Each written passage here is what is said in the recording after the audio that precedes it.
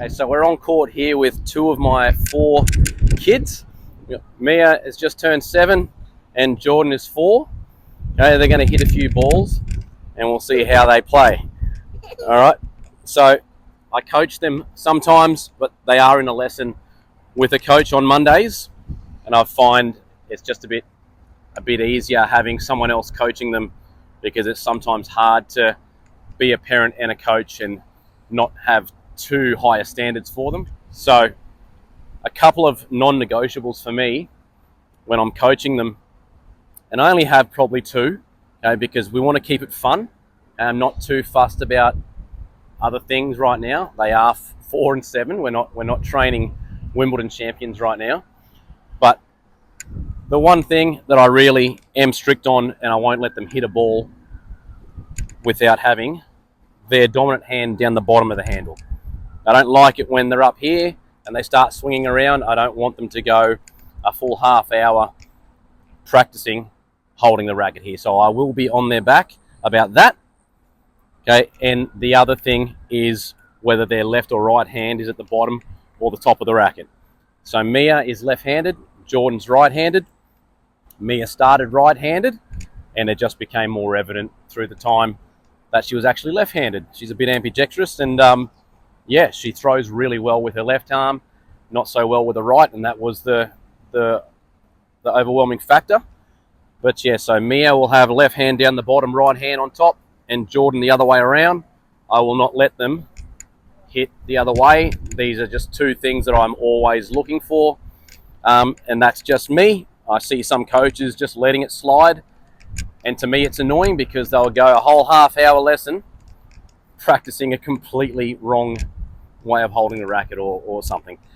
Other things, there's things in tennis like the statements of hitting low to high. I've seen coaches lately saying that they're not a fan of that statement. It makes the kids or whoever they're coaching makes them stop down here. I think that's absolute rubbish. Geordie. I've coached a lot of kids for 15 years of coaching that I did, and not once did I have a kid or an adult or anyone stop their racket down here after I've told them low to high. What you need to do as a coach is find a million different analogies, because every kid and human is different and they'll respond to different things. So you need to know how to find what they're going to respond to. These 2, completely different. Mia picked it up a lot quicker and was able just to respond to anything I said. Jordan, I've had to find other ways. Okay, so when we started, I was drop feeding for them on the same side. Okay, then I went to feeding from just in front of the net with my hand, and now I'm hand feeding from over the net. Every now and then I will feed with the racket. I just find it's a lot easier to get accuracy at this age, hand feeding. So that's what we're going to do right now, and let's do it. Okay, so Mia is starting front on. She's able to turn, step, and hit. She kind of did that from the start. So that's another part of coaching. You start normally with the kids with their racket facing back. I've found with these 2, they get better momentum starting front on, and they had the coordination to do it, so I ran with it. Okay, you can't always do that. There's not many kids that I've had that I've coached that I've been able to go straight to starting front on. These guys have been able to hit the ball better straight off the bat pretty much, so I've just gone with it. Nice shot, right over your shoulder now. Beautiful. Another one. Beautiful swing. I like it. We might have to start moving back, Mia. Okay, Geordie. All right, ready? Oh, that's my fault. Oh, good shot, though. There we go, ready? And beautiful. Have another one. Oh, nice one, mate. Oh, well done. Yeah, Geordie's a little bit hot. Point the racket to me. Ready? Turn, step. Oh, I like the swing. Go again, come on. Big swing. Oh, you hit it down. Come on, aim for the bottom of the ball. Nice one. Almost got me. Oh, the wind took that forehand. Oh, the wind just picked up. Well done. And a backhand. Oh, how was that bounce? Okay, ready? Let's swing out to the side and over your shoulder. Face me.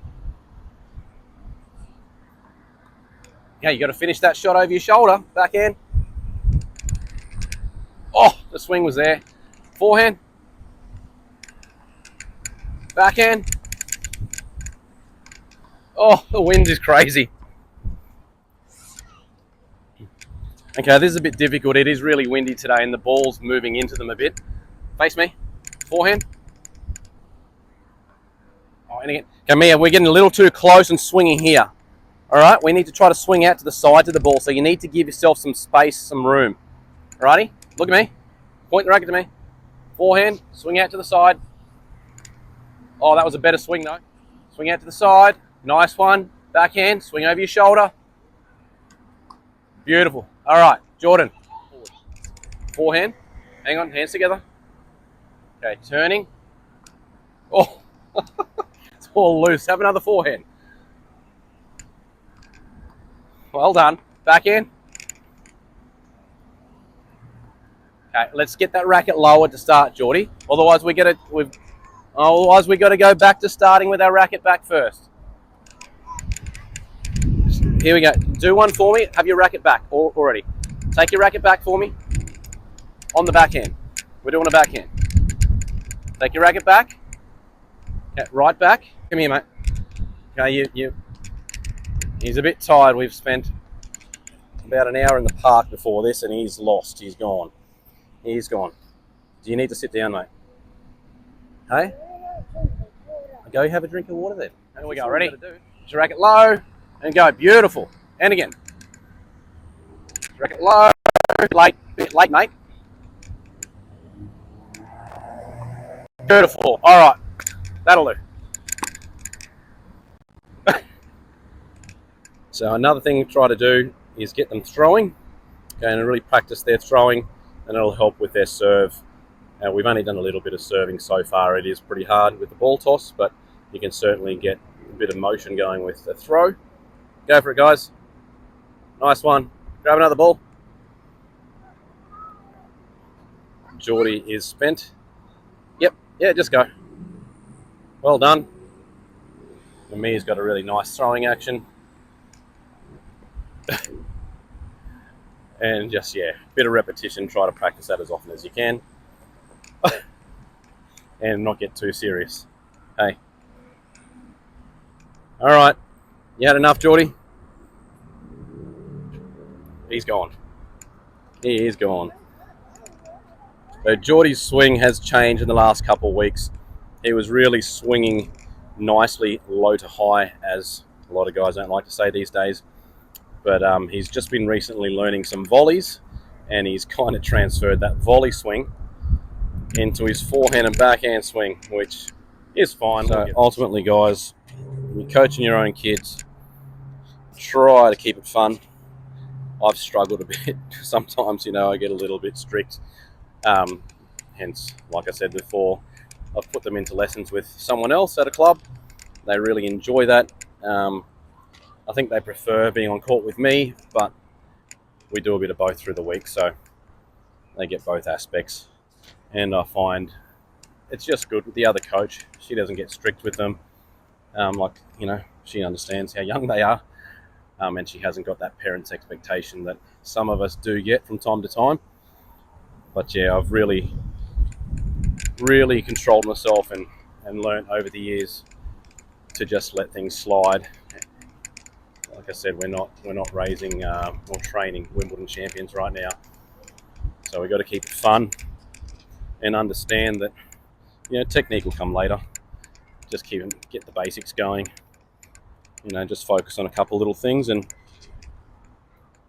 try to control the feeds. Some people, all over the place with the feeds. Today was pretty awkward with how windy it was. So these balls here are the green dots, which are actually meant for like 10 and 11-year-olds, but they're really soft. These guys at this age should probably have the red dots, but these are really quite fine. They don't bounce that high at all, and they're super soft on the racket. So these are these will do. I had these already for my other kids when they were 10 and 11. So these are absolutely fine. And just quietly, these are also great balls for older people or raw beginners.